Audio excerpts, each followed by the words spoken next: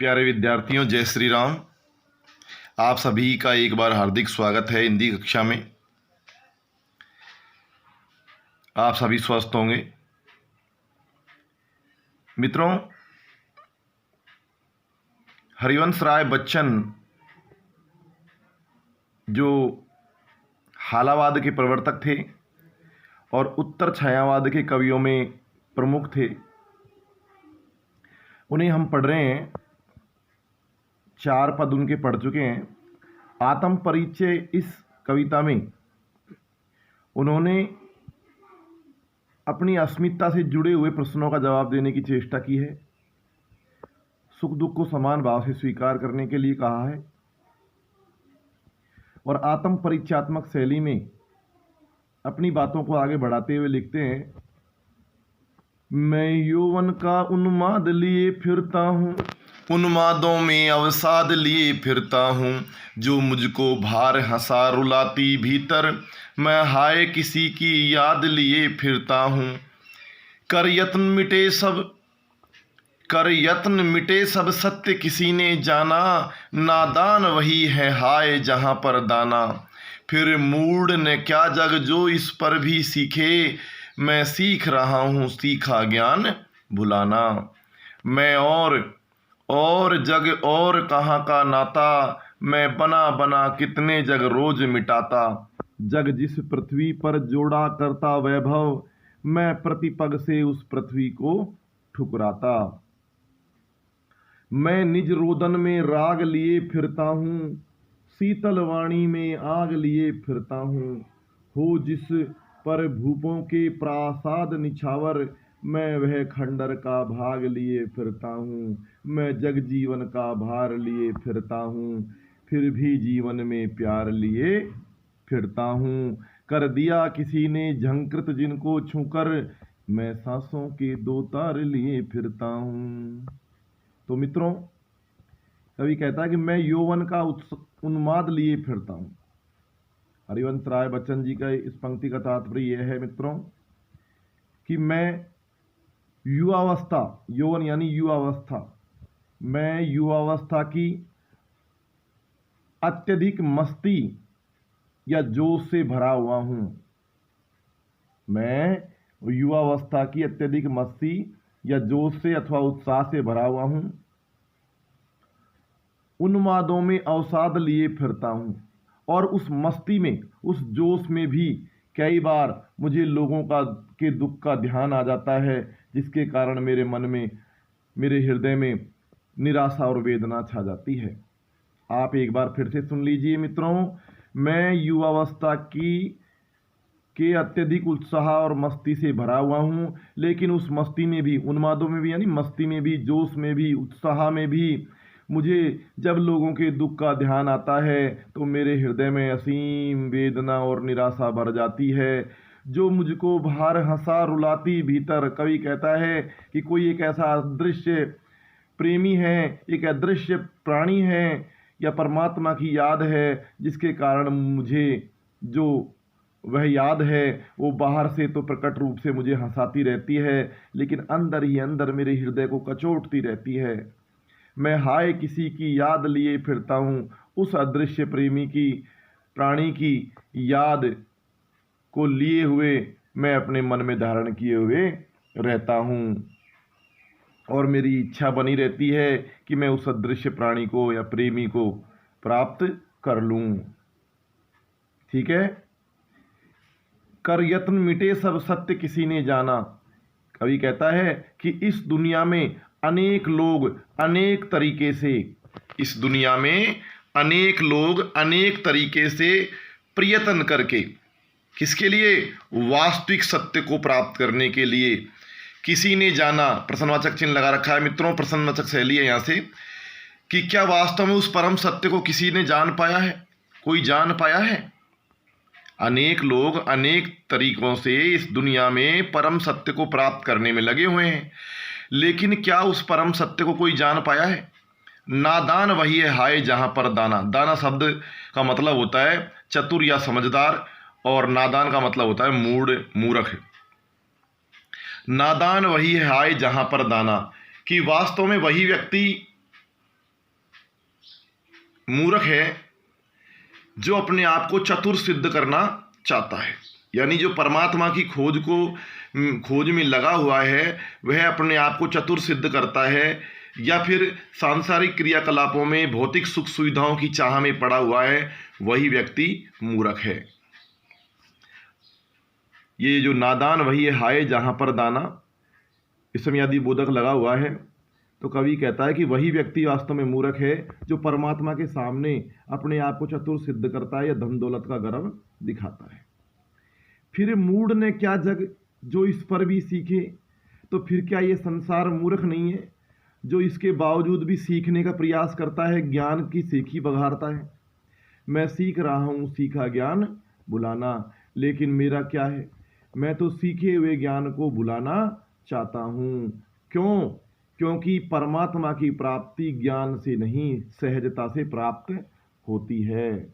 क्योंकि परमात्मा की प्राप्ति ज्ञान से नहीं सहजता से प्राप्त होती है, इसलिए सांसारिक ज्ञान को बुला करके अपने आप को जो कुछ सीखा है उसे बुला दो और परमात्मा की प्राप्ति में लग जाओ। ठीक है। अगला है मैं और जग और कहाँ का नाता। मैं और जग और, यमक अलंकार है मित्रों।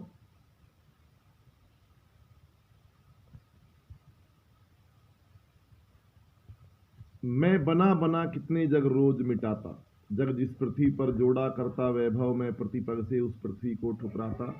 तो कहता है मैं और, कवि कहता है कि मैं अलग हूं और जग और, तथा यह संसार दूसरा है। मैं और यानी भिन्न हूं, और तथा जग यह संसार मुझसे अलग है। कहाँ का नाता, दोनों में संबंध हो ही नहीं सकता। मैं बना बना कितने जग रोज मिटाता, मैं इस संसार को अपनी कल्पना के द्वारा हर रोज बना करके उसे मिटा देता हूं। फिर से सुन लीजिए, मैं और जग और कहाँ का नाता। इसमें कवि हरिवंश राय बच्चन का मूल उद्देश्य यही है कि मैं तो अलग हूं तथा यह संसार मुझसे भिन्न है या दूसरा है, हम दोनों में कोई संबंध नहीं है। क्योंकि इस संसार के लोग जो हैं वो परमात्मा को प्राप्त करने के लिए भौतिक सुविधाओं का साथ लेते हैं, जबकि मैं आध्यात्मिक दृष्टिकोण वाला हूँ। मैं बना बना कितने जग रोज मिटाता, मैं अपनी कल्पना शक्ति के द्वारा इस प्रकार के भौतिक लोगों को रोज बनाता हूँ और रोज मिटा देता हूँ। जग जिस पृथ्वी पर जोड़ा करता वैभव, और इस संसार के लोग जिस पृथ्वी पर, जिस धरती पर भौतिक सुख सुविधाओं को इकट्ठा करने में लगे हुए हैं, मैं प्रतिपग से उस पृथ्वी को ठुकराता। मैं अपने प्रत्येक कदम की ठोकर से या अपनी प्रत्येक कदम से, प्रत्येक चिन्ह से उस पृथ्वी को, उस लोक को ठुकराता रहता हूँ। किसको? जिस पृथ्वी पर इस संसार के लोग वैभव या भौतिक सुख सुविधाओं को इकट्ठा करते हुए चलते हैं। क्योंकि मेरे लिए इस संसार का कोई महत्व तब तक नहीं है जब तक उसमें परमात्मा की प्राप्ति नहीं होती है। मित्रों, मैं और जग और में यमक अलंकार है और शैली वही परिचयात्मक चल रही है अपनी। भाषा सरल किंतु अर्थ गांभीर्य को प्रकट करने वाली है। अगला है मैं निज रोदन में राग लिए फिरता हूँ, शीतल वाणी में आग लिए फिरता हूँ। हो जिस पर भूपों के प्रासाद निछावर, मैं वह खंडर का भाग लिए फिरता हूँ। मैं निज रोदन में राग लिए फिरता हूँ। कवि कहता है कि मैं किसी अपने अदृश्य प्रेमी की याद में रोता रहता हूँ। मुझे उस प्रेमी की या प्रेमिका की याद है, वो सताती रहती है। इसको परमात्मा से भी जोड़ सकते हैं मित्रों। लेकिन उस याद में भी जब मैं अपने रुदन को प्रकट करता हूँ तो लोगों को लगता है कि मैं गीत बना रहा हूँ, मेरे गीत लोगों के सामने प्रकट हो रहे हैं। हो सकता है कि मेरे गीत लोगों को सुनने में शीतल वाणी में आग लिए फिरता हूँ, यानी मेरी जो वाणी है उसमें लोगों को मधुरता का और शीतलता का आभास होता है। एक बार दूसरे तरीके से फिर सुन लीजिए कि मैं निज रोदन में राग लिए फिरता हूँ, शीतल वाणी में आग लिए फिरता हूँ। कवि कहता है कि भले ही दुख के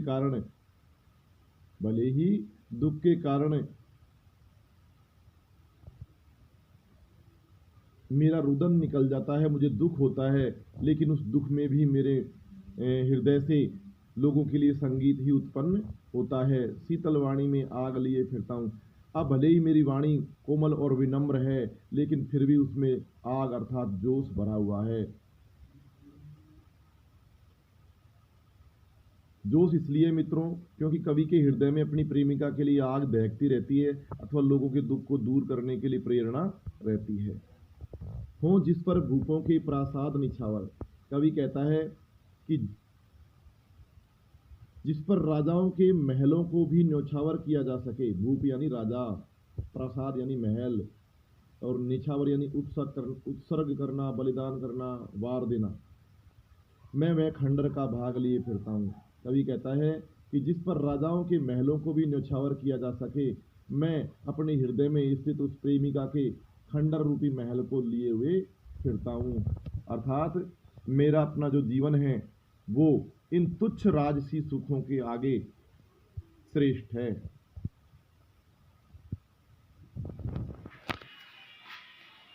आशा करता हूं कि आपको समझ में आया होगा। फिर भी मैं एक बार आप लोगों के लिए कर देता हूं।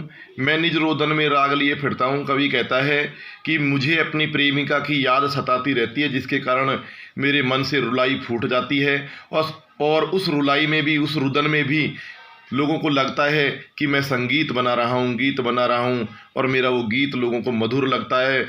शीतल वाणी में आग लिए फिरता हूँ। भले ही मेरी वाणी कोमल और विनम्र है, लेकिन फिर भी उसमें जोश और उत्साह भरा हुआ है, लोगों के दुखों को दूर करने की प्रेरणा है।